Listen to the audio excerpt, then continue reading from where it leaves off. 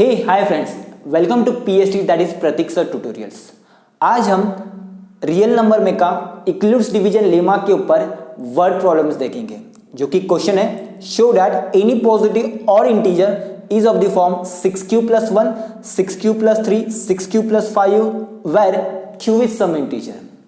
अब ये क्वेश्चन हमारा Euclid's division lemma that is a is equal to bq + r के ऊपर डिपेंड है। ये क्वेश्चन काफी इजी है, दिखने में ये डिफिकल्ट लगता है बट मैं आपको इजी वे में एक्सप्लेन करूंगा। सो लेट अस अंडरस्टैंड कि हमें क्वेश्चन में क्या पूछा है और क्या शो करना है। हमें ये कहा है उन्होंने कि कोई भी एक और पॉजिटिव इंटीजर कंसीडर कर लो आप और उसे एक्सप्रेस करो इस फॉर्मेट में ताकि वो लेमा को सेटिस्फाई करे। लेमा की जो condition that is 6q + 1, 6q + 3 और 6q + 5 इस फॉर्म में आना चाहिए अगर आप कोई भी एक a को पॉजिटिव इंटीजर कंसीडर करते हैं, पॉजिटिव और इंटीजर। सो मैं क्या कर लेता हूं, a को कोई भी एक पॉजिटिव और इंटीजर कंसीडर कर लेता हूं and according to the Euclid's division lemma मेरी b की वैल्यू 6 हो जाएंगी। व्हाई?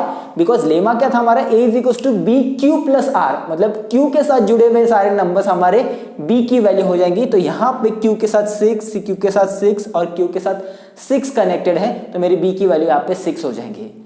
आया समझ में बात? मेरी b की वैल्यू हमेशा इस टाइप के वर्ड प्रॉब्लम्स में Q के ऊपर डिपेंड करेंगी। Q के साथ जो हमारा कोएफिशिएंट रहेगा वो हमेशा B की वैल्यू रहेगी, नथिंग एल्स। ओके, सो मैं यहाँ पे क्या कंसीडर कर रहा हूं, तो let A be any positive odd integer. A ही क्यों कंसीडर कर लिया मैंने? बिकॉज लेमा क्या था हमारा A = bq + r के फॉर्मेट में। इवन आप कोई भी अनदर वेरिएबल भी कंसीडर कर सकते हैं, कंपलसरी नहीं है, बट हम लेमा को फॉलो करेंगे ताकि हमें कंफ्यूजन ना क्रिएट हो जाए। सो नाउ लेट अस सॉल्व। मैंने यहाँ पे क्या कर लिया, जो मैंने कहा अभी स्टेटमेंट में लिख लेता हूं, let a be any positive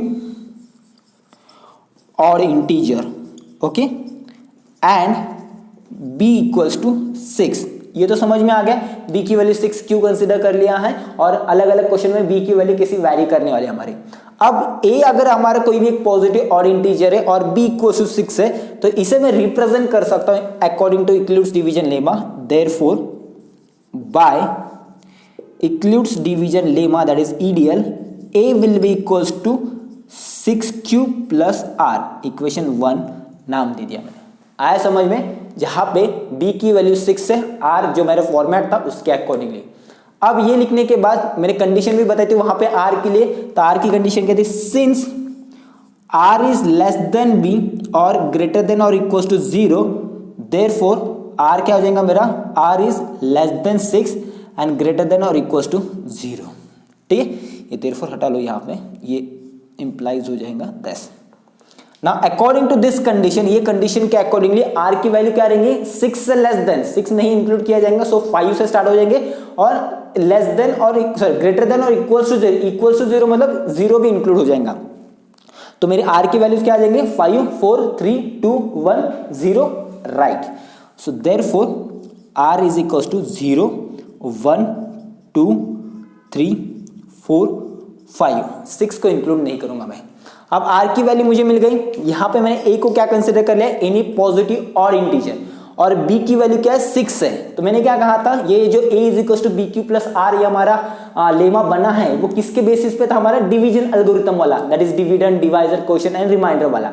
तो b यानी मेरा डिवाइजर है, a यानी यहाँ पे डिविडेंड है, तो मैं a को अगर b से डिवाइड करता हूं मतलब 6 से, 6 एक मेरा इवन नंबर है और a को मैंने ऑड नंबर कंसीडर कर लिया है। तो अगर मैं किसी भी ऑड नंबर को इवन नंबर से डिवाइड करता हूं तो मेरा रिमाइंडर हमेशा ऑड ही होता है। ये बात यूनिवर्सल है। कैसे? लेट अस सी सम एग्जांपल।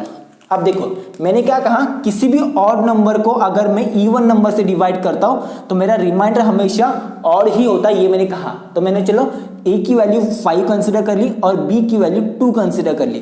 5 जो कि एक ऑड नंबर है और 2 जो कि एक इवन नंबर है। a ऑड है इसलिए मैंने a को ऑड कंसीडर कर लिया, b इवन है, 6 एक इवन है, तो इवन के आप कोई भी नंबर कंसीडर करो। चलो इसे डिवाइड कर लो, तो ये आ जाएगा, दिस इज 5, ये 2 2 2 जा 4, सब्ट्रैक्ट 1, रिमाइंडर क्या आ गया, 1। ये एक एग्जांपल है जिससे आपको ये प्रूफ हो गया कि कोई भी ऑड नंबर को इवन नंबर से डिवाइड करो, हमेशा रिमाइंडर ऑड ही आना है, वो इवन कभी आ नहीं सकता। Now let us take one more example. देखो ये a की वैल्यू 5 थी, अब मैंने a की वैल्यू 11 ले ली और b की वैल्यू यहाँ पे 4 कंसिडर कर ली। सो डिवाइड कर लो इसे, दिस इज 11, दिस इज 4, 4 2 ज़ा 8, रिमाइंडर 3। Got this. तो ये हमारा अनदर एग्जाम्पल जो कि हमें फिर से प्रूव करता है कि किसी भी ऑड नंबर को अगर हम इवन नंबर से डिवाइड करते हैं तो हमेशा मुझे रिमाइंडर ऑड ही मिलता है। सो इसी के बेसिस पे, इस प्रूफ के बेसिस पे हम ये कह सकते हैं कि इस क्वेश्चन में अगर a मेरा कोई भी एक और पॉजिटिव इंटीजर है, एनी पॉजिटिव और इंटीजर है, और b अगर 6 मतलब इवन है, तो उसके अकॉर्डिंगली r के वैल्यूज मेरे हमेशा ऑड ही रहेंगे, मतलब वो हमेशा 1 3 और 5 रहेंगे, 0 2 और 4 हो नहीं सकते। Got this.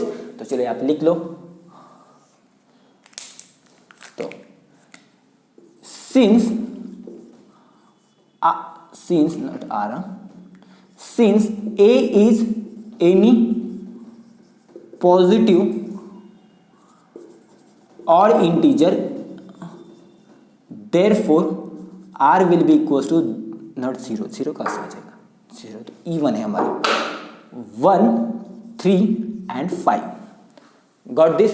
अब r की वैल्यू अगर 3 है, ये तीनों है 1 3 एंड 5, तो चलिए इक्वेशन 1 में पुट कर लो तो आपको उसके फॉर्मेट्स मिलते जाएंगे। So therefore from equation 1 a will be equals to 6q plus 1, reason इसका फॉर r इक्वल्स टू 1, और a is equals to 6q plus 3, that is for r is equals to 3, reason simple है, और a is equals to 6q plus 5 for r is equals to 5. Got this?